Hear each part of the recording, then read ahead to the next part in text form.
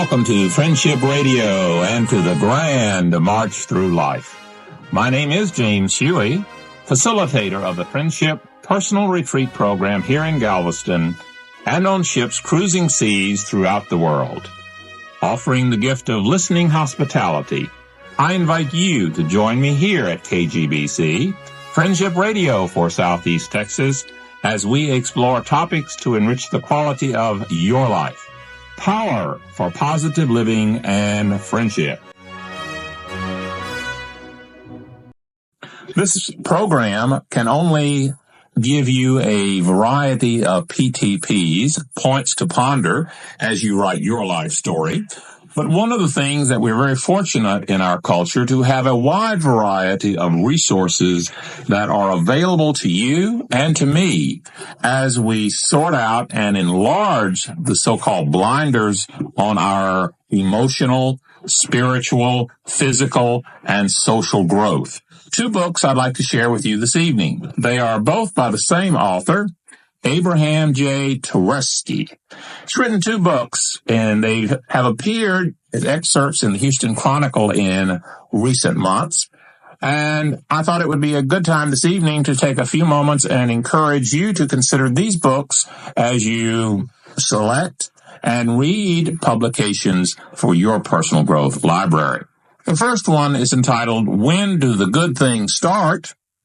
And the second one is entitled, Waking Up Just in Time. Both books. When do the good things start? This is basically a personal primer for self-help. If you've ever entered any of the bookstores, you know there are a large number of self-help books. Some tend to be very positive and nurturing and affirming and tend to be open-ended in their approach. And by open-ended, I mean they give you the power to make decisions for yourself without saying, I want you to follow program 1, 2, 3, 4, and 5, and that way you'll be happy and you will make friends and you'll never have depression again and you'll never be disappointed and frustration will be only history. That's not the kind of book that I believe we're offering when we say, these are some books to read and you have to make the choices. Now, some of the topics that are included in When Do Good Things Start tend to be ones that are found in a number of self-help books. The first chapter starts off with assessing yourself, then goes through a wide number of areas with things like facing reality, self-esteem, emotions, worry, guilt, depression, responsibility, coping, values, dealing with other people, taking positive action.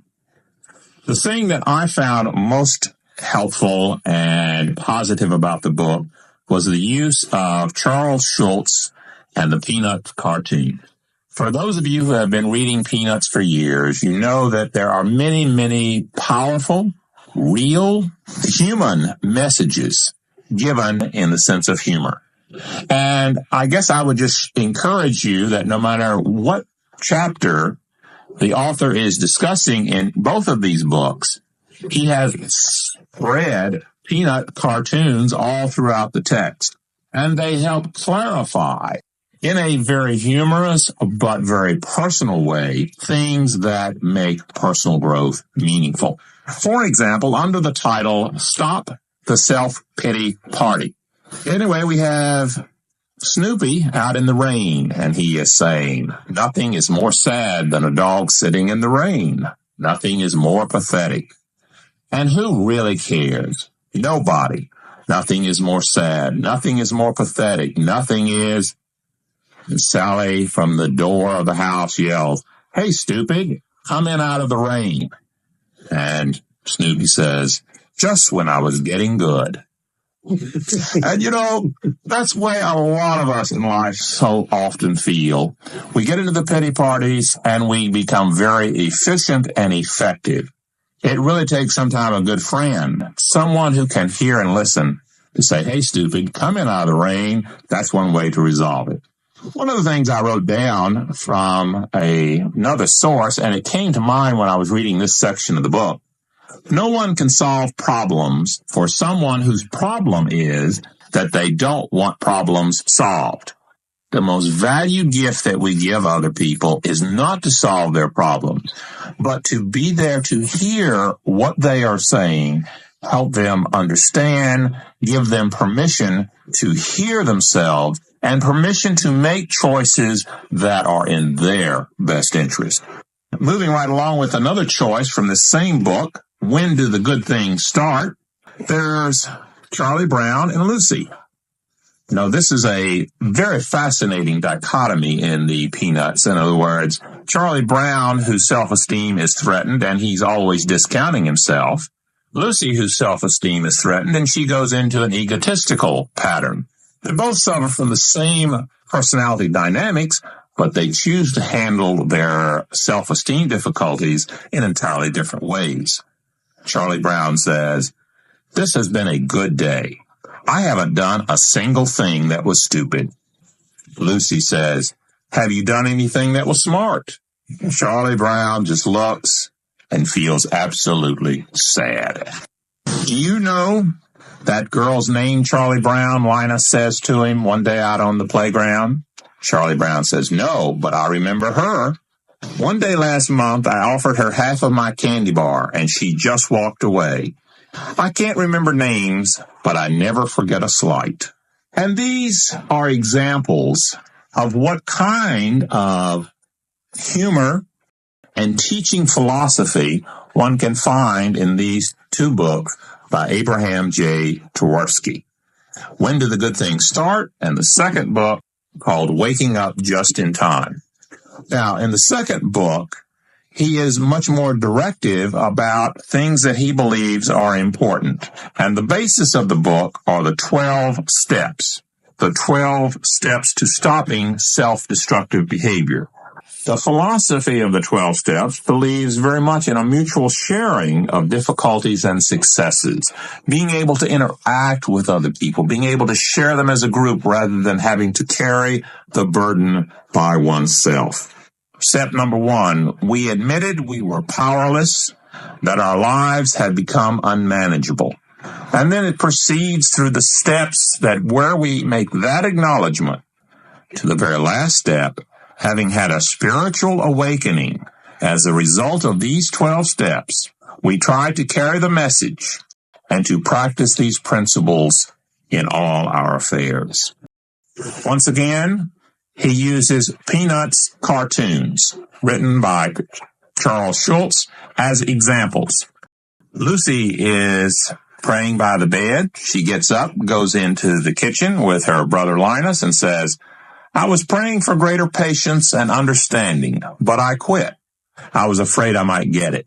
Which once again helps us remember that as human beings, we need to be careful about what we're seeking and to be able to listen to what we really want so that we are asking for things that help us as versus things that we think we should have. There is Lucy approaching Pigpen. Lucy says, "Pigpen, you're an absolute mess, and I want you to look at yourself in this mirror. Now, aren't you ashamed?" Pigpen says, "On the contrary, I didn't think I looked that good." And that gives us another point. How do we choose to see ourselves as versus how other people want us to be seen? A real challenge as we work on our self-esteem. And the last cartoon that I will use from this book is Charlie Brown and Linus. Linus says, "Life is difficult, isn't it, Charlie Brown?" Charlie Brown says, "Yes, it is. But I've developed a new philosophy. I only dread one day at a time." And that's probably one of the key characteristics of healthy, taking one day at a time, whether you're going to dread it or whether you're going to just enjoy and savor it. One day at a time. Two books that I encourage you to consider in your personal growth libraries, once again enriched very much by the cartoons of Peanuts.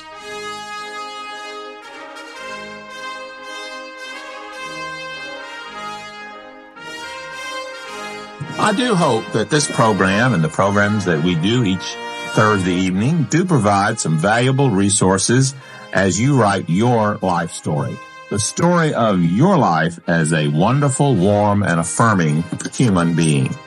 And I hope that you will join me again on Friendship Radio for Southeast Texas KGBC AM 1540, as we continue to explore topics to enrich the quality of your life. Power for positive living and friendship. This is your friend and host, James Huey. Until next Thursday, good night.